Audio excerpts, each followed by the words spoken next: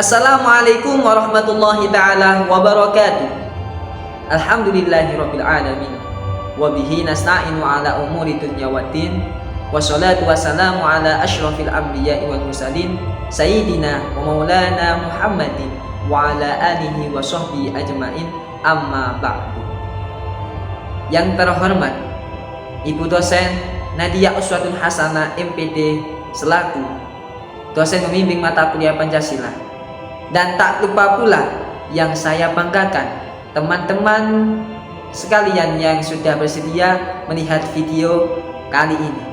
Puji syukur hadirat Allah SWT, yang mana berkat hidayah, taufik dan maunanya saya bisa membuat video ini dalam keadaan lancar tanpa ada halangan apapun.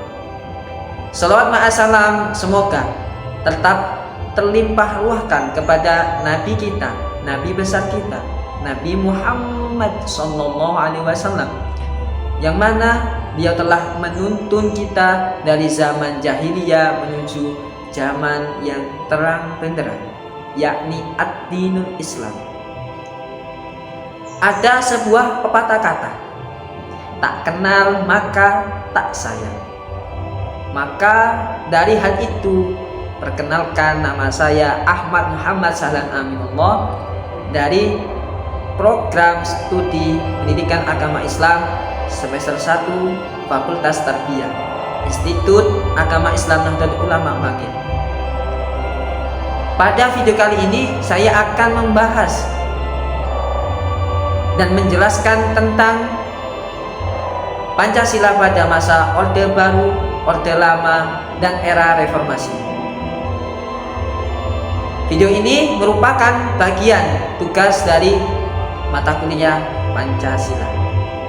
Sebelum masuk ke topik utama, izinkan saya menghibur dengan sebuah pantun. Pergi ke pasar membeli paprika, pulangnya lewat goa. Sebelum presentasi ini dibuka, marilah kita awali dengan baca doa. Bismillahirrahmanirrahim. Semoga video kali ini menjadikan kita mendapat ilmu yang manfaat dan barokah. Oke, kita langsung masuk ke topik utama.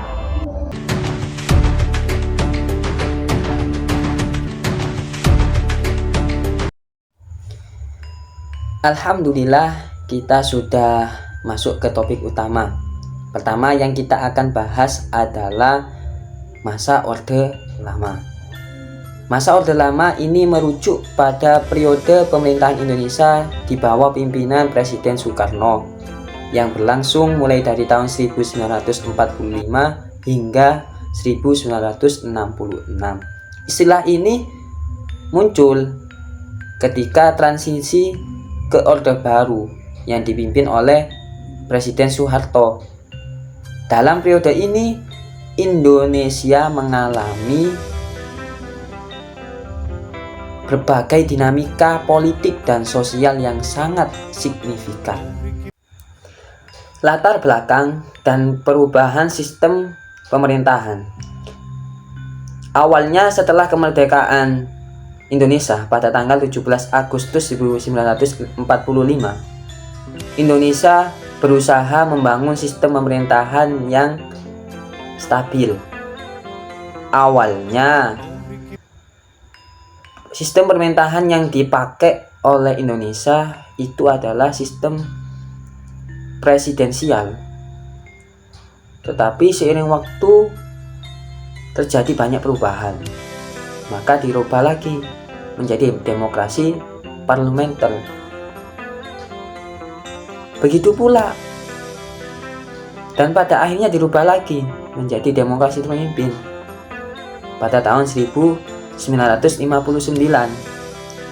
Demokrasi terpimpin adalah konsep yang diperkenalkan oleh Presiden Soekarno, upaya untuk menyeimbangkan berbagai ideologi yang ada di Indonesia ini, bertujuan untuk menciptakan persatuan di tengah perpecahan politik yang sedang terjadi di Indonesia. Pada masa Orde Lama ditandai oleh ketidakstabilan politik dan ekonomi. Banyak berbagai tantangan yang harus dilewati. Yaitu pertama apa? Konflik ideologi. Konflik ideologi ini ketegangan antara kelompok komunis, nasionalis, dan Islam yang sering kali memicu konflik. Contohnya seperti pemberontakan di Madiun pada tahun 1948 dan gerakan 30 September pada tahun 1965. Hal ini sudah menunjukkan bahwasannya ketegangan politik yang ada di Indonesia. Yang kedua yaitu masalah ekonomi. Masalah ekonomi. Ekonomi Indonesia ini mengalami inflasi yang sangat tinggi dan kekurangan bahan pangan. Usaha pembangunan itu seringkali terhambat karena terjadi konflik internal dan juga ancaman dari luar. Walaupun banyak tantangan pada masa Orde Lama ini, periode ini sudah menghasilkan proyek infrastruktur penting. Yang pertama, Stadion Gelora Bung Karno dibangun untuk Asian Games yang nomor 4. Yang kedua, Monumen Nasional Monas sebagai simbol perjuangan kemerdekaan. Yang ketiga, Masjid Istiqlal, masjid terbesar di Indonesia. Yang keempat, yakni Bendungan Jatiluhur dan pabrik baja Krakatau Steel. Meskipun proyek-proyek ini penyelesaiannya paling besar di masa Orde Baru, tapi perencanaan proyek ini sudah direncanakan pada masa Orde Lama. Kebijakan dalam luar negeri. Presiden Soekarno berusaha untuk menempatkan Indonesia sebagai negara yang tidak berpihak dalam konteks perang dingin dan menjadi salah satu pendiri gerakan non-blok. Ini menunjukkan ambisi Indonesia untuk memainkan peran penting di panggung internasional dan mendukung negara-negara yang masih berjajah. Akhir masa Orde Lama. Masa Orde Lama diakhiri pada tahun 1966 setelah peristiwa G30 SPKI yang mengakibatkan jatuhnya Presiden Soekarno dan transisi pindah ke pemerintahan baru, pemerintahan Orde Baru yang dipimpin oleh Soeharto. Peristiwa ini menandai perubahan besar arah politik Indonesia dan membawa dampak jangka panjang. Baik, pembahasan terakhir tentang masa Orde Lama, yakni kelebihan dan kekurangannya. Kelebihan diantaranya: 1. Kemerdekaan dan nasionalisme. 2. Pembangunan identitas nasional. Yang ketiga, sektor pendidikan.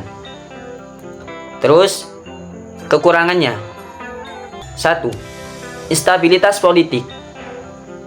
2. Ekonomi yang lemah. 3. Pemerintahan yang otoriter. Maka dari hal itu, sudah selesai pembahasan tentang masa Orde Lama. Maka kita lanjut ke pembahasan yang kedua, yakni masa Orde Baru.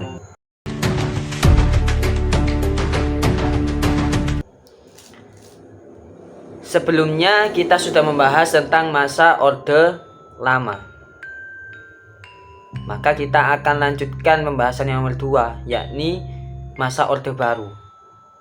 Masa Orde Baru adalah masa atau periode pemerintahan presiden yang kedua, yakni Soeharto, yang berlangsung dari tahun 1966 hingga 1998.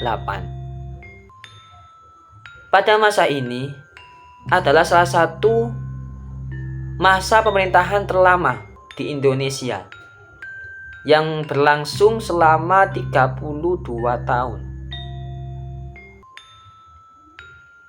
Latar belakang dari masa Orde Baru ini dimulai dengan dikeluarkannya Surat 11 Maret yang disebut Super Semar pada tahun 1966, yang mana Presiden Soekarno menyerahkan kekuasaannya kepada Soeharto untuk menjaga ketertiban dan stabilitas politik. Hal ini terjadi setelah peristiwa G30S PKI yang mengakibatkan turunnya kredibilitas Soekarno. Sistem pemerintahan pada masa ini dikenal dengan sistem presidensial, di mana presiden memiliki kekuasaan yang kuat. Undang-Undang Dasar 1945 menjadi dasar konstitusional, sedangkan Pancasila dijadikan sebagai ideologi negara.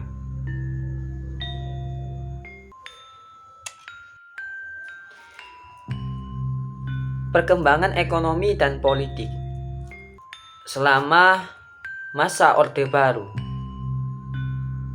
Indonesia mengalami pertumbuhan ekonomi yang sangat pesat, meskipun juga disertai dengan praktek korupsi yang merajalela.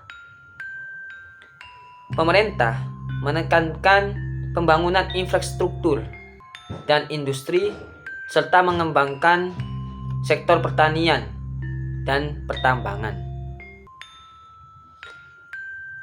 Pada masa ini juga terdapat beberapa peristiwa penting. Di antaranya adalah 1. Pembantaian di Timur Timur. 2. Krisis finansial yang terjadi pada tahun 1997 di Asia. Yang nomor 3, kerusuhan yang terjadi pada bulan Mei tahun 1998 yang akhirnya mengakibatkan jatuhnya Soeharto dari kekuasaan. Masa Orde Baru berakhir pada tahun 1998 ketika Soeharto mengundurkan diri dari kekuasaan, disebabkan desakan oleh seluruh masyarakat dan berbagai kelompok untuk menuntut reformasi.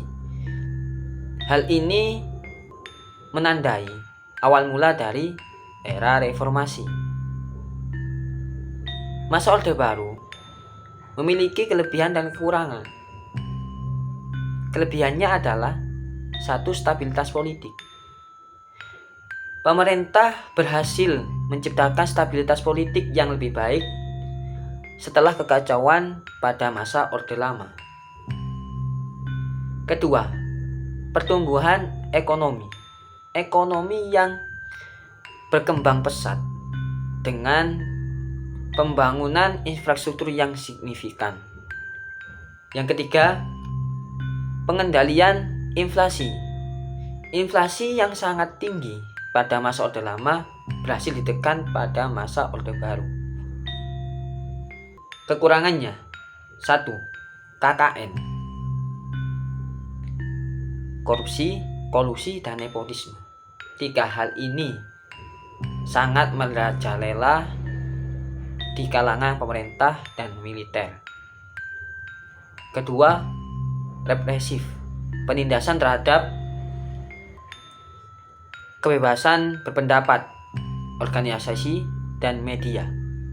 Ketiga, ketimpangan sosial, pembangunan ekonomi tidak merata, menyebabkan ketimpangan sosial dan ekonomi. Baik, ini pembahasan tentang masa Orde Baru. Maka kita akan melanjutkan pembahasan yang terakhir, yakni era reformasi.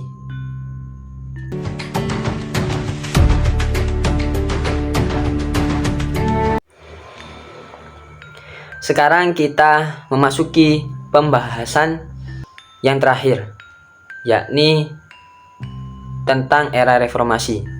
Era reformasi di Indonesia dimulai pada tahun 1998 setelah Soeharto mengundurkan diri dari kekuasaan akibat tekanan dari masyarakat dan berbagai kelompok untuk menuntut reformasi. Era ini juga disebut dengan era pasca Soeharto.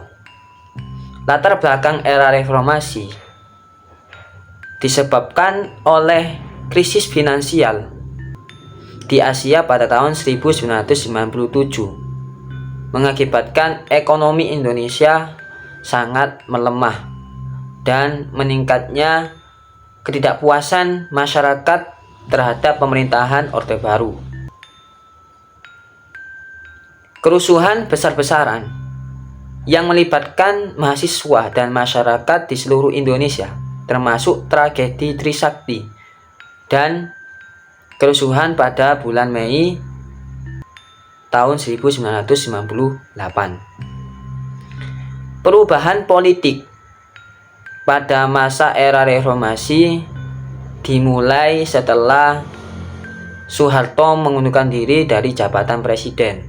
Kemudian wakil presiden, yakni B.J. Habibie, dilantik sebagai presiden dan memulai berbagai reformasi politik. Pemerintah era ini mengesahkan undang-undang partai politik untuk mencabut pembatasan jumlah partai politik dan memungkinkan untuk membentuk partai yang lebih banyak. Undang-undang otonomi daerah juga disahkan oleh pemerintah untuk memberikan lebih banyak otonomi kepada daerah. Tujuan utama dari era reformasi ini adalah untuk menerapkan demokrasi dan pemerintahan sipil yang lebih kuat, terus mengurangi pengaruh militer di dalam politik dan menegakkan supremasi hukum. Era reformasi ini juga bertujuan mengatasi korupsi, kolusi, dan nepotisme yang sudah merajalela pada masa Orde Baru. Era reformasi membawa perubahan besar dalam sistem politik Indonesia, termasuk pemilihan umum yang lebih demokratis dan partisipasi politik yang lebih luas. Meskipun demikian, era ini juga diwarnai oleh berbagai tantangan, termasuk serangkaian peristiwa terorisme dan bencana alam seperti gempa bumi dan tsunami Samudra Hindia pada tahun 2004. Era reformasi juga memiliki kelebihan dan kekurangan. Kelebihannya adalah 1. Demokrasi dan kebebasan berpendapat. Era reformasi menandai kembalinya kebebasan berpendapat dan peningkatan partisipasi politik. 2. Desentralisasi. Adanya otonomi daerah yang memberikan lebih banyak kekuasaan kepada daerah untuk mengatur diri sendiri. Ketiga, perubahan sosial, reformasi hukum, dan usaha untuk memberantas KKN. Terus kekurangannya. 1. Instabilitas politik. Meskipun ada kemajuan dalam demokrasi, era ini juga diwarnai oleh ketidakstabilan politik dan seringnya pergantian pemerintahan. Kedua, tantangan ekonomi. Meskipun terdapat beberapa perbaikan, masalah ekonomi termasuk pengangguran dan kemiskinan tetap menjadi tantangan besar. Ketiga, korupsi. Meskipun ada upaya pemberantasan, praktek korupsi masih tetap ada dan menjadi masalah besar. Alhamdulillah, kita sudah berada di ujung akhir video ini, yang mana video tadi sudah menjelaskan panjang lebar tentang masa Orde Lama, Orde Baru, dan era reformasi. Sebelum saya tutup video kali ini, pasti di otak kita itu bertanya-tanya, apa sih manfaat yang bisa kita ambil dalam kehidupan sehari-hari setelah melihat video yang begitu panjang lebarnya membahas tentang masa Orde Lama, Orde Baru, dan era reformasi. Di antara lain, 1. Menghargai kebebasan dan hak asasi, memahami perjuangan untuk meraih kebebasan dan hak asasi, meningkatkan apresiasi kita terhadap hak-hak dalam kehidupan sehari-hari. Kedua, kritis dalam pemerintahan.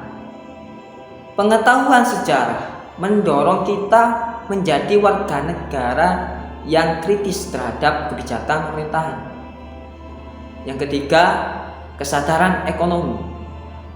Mengerti ekonomi dari tiap era, baik era Orde Lama, Orde Baru, dan era reformasi, membantu kita untuk membuat keputusan ekonomi yang lebih baik dan mendorong pembangunan ekonomi yang berkelanjutan.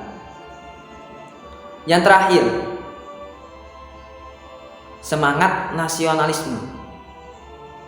Sejarah perjuangan bangsa memperkuat cinta tanah air dan nasionalisme dalam kehidupan sehari-hari. Oleh karena itu, dengan pemahaman ini kita dapat mengambil pelajaran yang berharga dan menerapkannya dalam kehidupan sehari-hari untuk menciptakan masyarakat yang lebih baik dan berkelanjutan. Baik, semoga apa yang saya sampaikan dalam video kali ini menjadi ilmu manfaat dan barokah, yang mana barokah atau manfaat bagi teman-teman sekalian, terutama untuk masyarakat Indonesia. Dikarenakan ada sebuah hadis, khairun nas anfa'uhum linnas. Orang yang lebih baik itu adalah orang yang bisa memberi manfaat pada orang lain. Sekian dari saya. Apabila ada salah tutur kata baik dalam ucapan maupun tingkah laku dari saya, mohon maaf sebesar-besarnya. Ihdinas siratal mustaqim. Assalamualaikum warahmatullahi taala wabarakatuh. Mereka yang di atas